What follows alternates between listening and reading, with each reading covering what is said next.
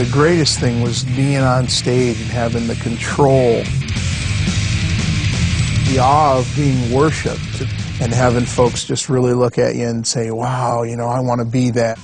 As leader of a heavy metal band, Kirk Martin projected an angry, wild image on stage. And getting just thousands of people to scream profanities, that was the biggest rush for me.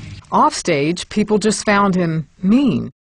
I was so filled with hate that I would project that hate at a lot of people. Two of the band members, when we were on the road, just decided they were just sick of me and they couldn't take me anymore. And they actually decided to leave the band. But the message in Kirk's music captured the minds of his young audience. My whole intention was to tell people to believe in yourself, follow your own visions, your own dreams, and crush whoever's in your way. Kirk had no illusions about where his growing success came from. I got on the ground and I clawed the earth. I told Satan, I said, if you give me what I want, if you make me a god, if you give me the women and the drugs and the fame and everything, and you give me the power to crush people, I will serve you until the end of time. Within 2 days, I was offered a recording contract. While Kirk pushed for fame and fortune, he tried to keep a secret bottled up inside. A couple of older boys in the neighborhood started molesting me and sodomizing me when I was probably about 8. It happened more than once, and I never talked about it. I never told anybody about it. Later, taking advantage of women sexually became part of Kirk's heavy metal lifestyle.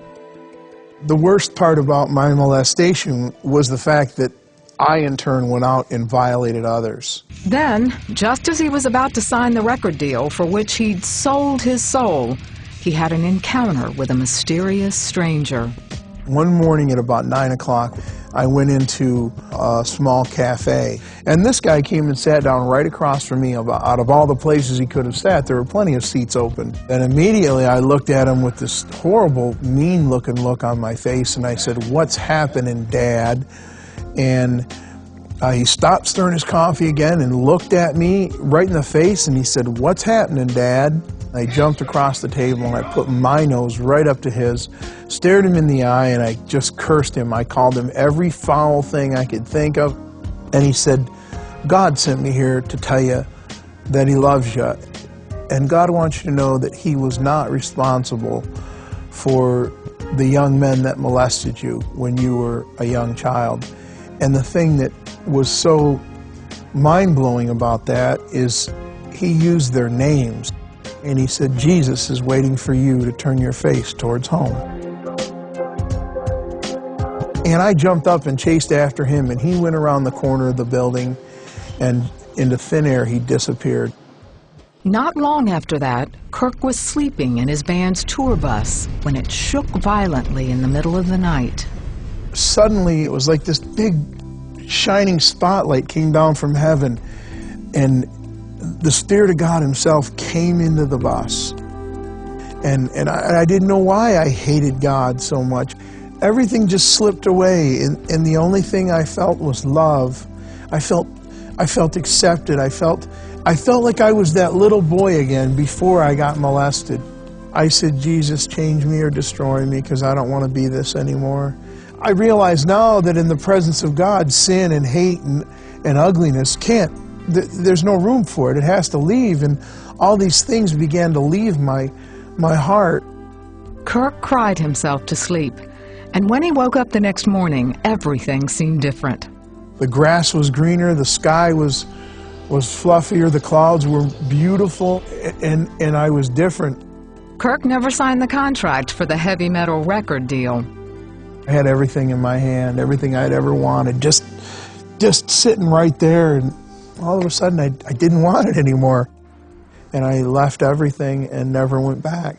Kirk found a church in his hometown and began to grow as a Christian. A Christian counselor also urged him to seek out the young men who had molested him and forgive them. I did find them. "I don't know if you remember me or not." And I said, "Why did you do this to me?" And then they began to tell me the story of how someone had violated them. The one young boy, how he had found a pornography magazine, and that's what led him to abuse me and then invite the other boy to abuse me. They had given their hearts to Christ. We sat down and we cried and we hugged and we talked about it and we prayed. That's how I got past all that. Over time, he found his musical talent moving in a new direction, writing and performing worship songs. He and his family travel around the country sharing the miracle that changed Kirk's life. My wife is just a treasure.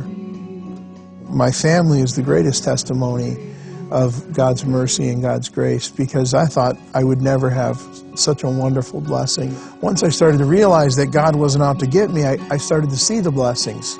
I was addicted to drugs and sex and violence and hatred and used music as a tool to destroy people. And then God turned all that around for His glory.